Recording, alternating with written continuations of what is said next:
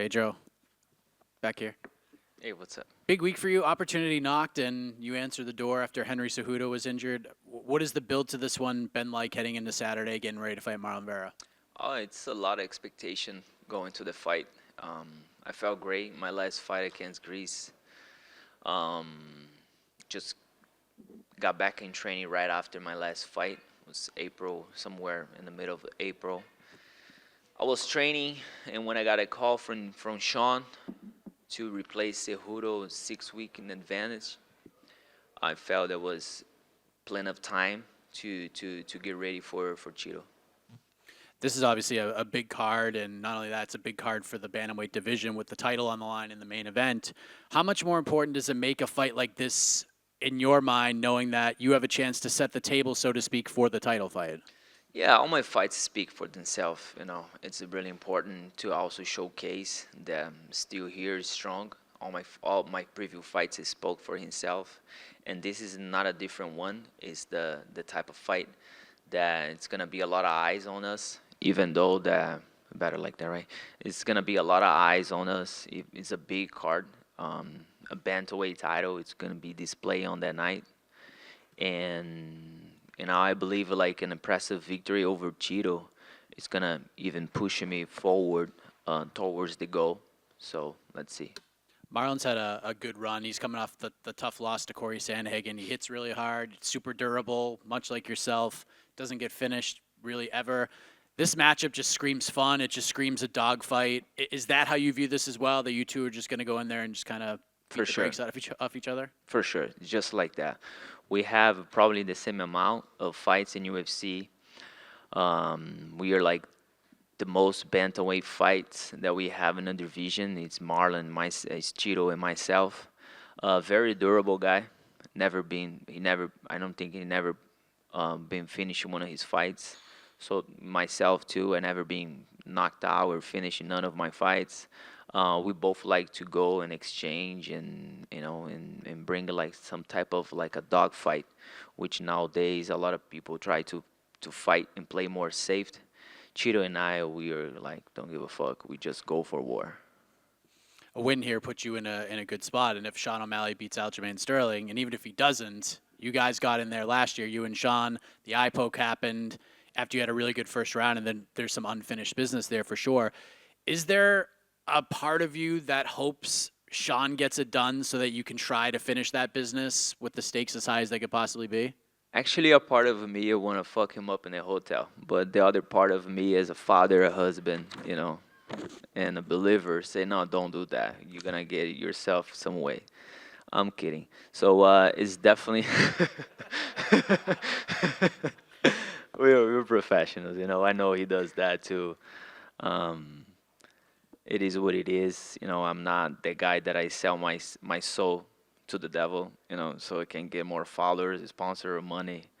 But nobody's supposed to be like each other, and he has his ways of doing things. I have my way of doing things, even though it's a fight that I'm looking forward to see it. Sterling, really good wrestling, grappling background. Sean Malley, long reach, precision, knockout power. So it's definitely a fight that it's gonna be really good for the bantamweight division. Who wins? I think Sterling. Pedro, hello over here. Well, you guys, he already said it in some kind of way. Is there, I mean, Cheeto's probably the most similar fighter to you that you could have gotten. You're both very durable. You're both really hard hitters. Both of you have finished most of your fights before the final bell. You've won most of your fights not by decision, but either by knockout or by submission. Do you see this as being a fight that's going to give fireworks like since the beginning, or have you planned anything different? Have you strategized differently in order to not give Cheeto the fight that he probably wants? The funny thing is, I always plan, and my coach is like, no, let's start like this, and then I do that. Let's be more strategic, and then I ended up, the bell rings, and then I just go for the bra.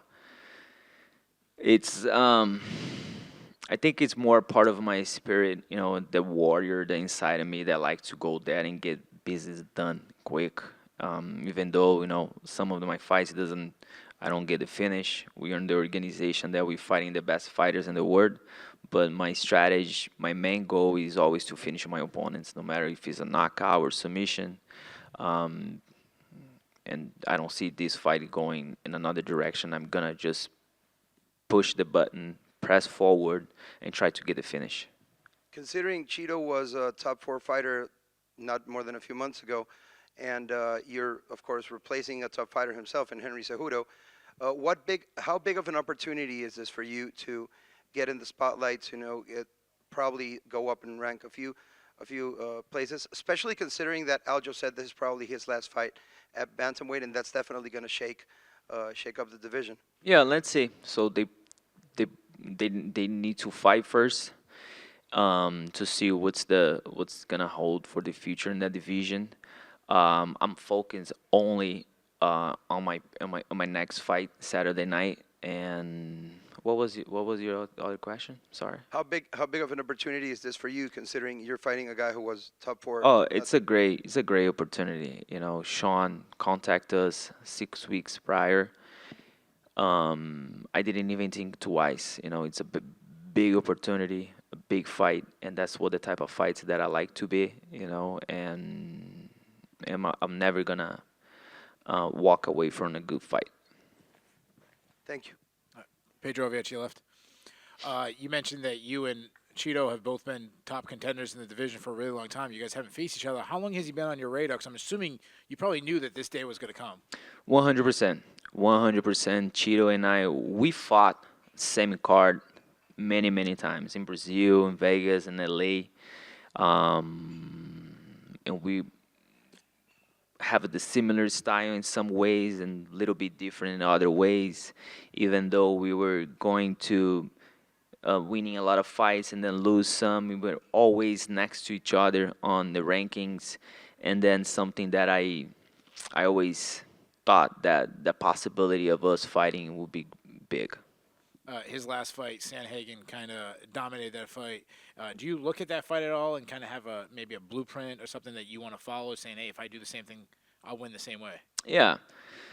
I don't think it works in this way. It's not like a math formula that if we do the same thing that the other fighter did to be Cheeto is gonna work. I don't think MMA is like that. Every fight is different. Every minute in the fight is different.